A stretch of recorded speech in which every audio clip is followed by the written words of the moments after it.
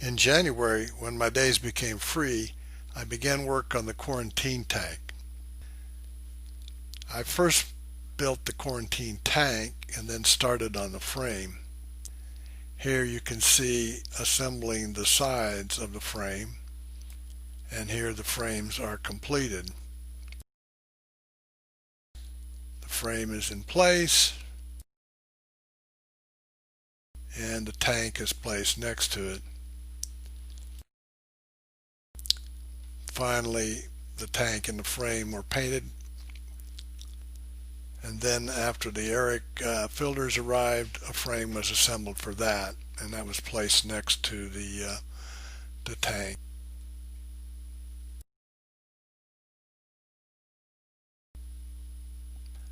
After some calculations, I realized my frame wasn't going to be strong enough, so lower supports were added.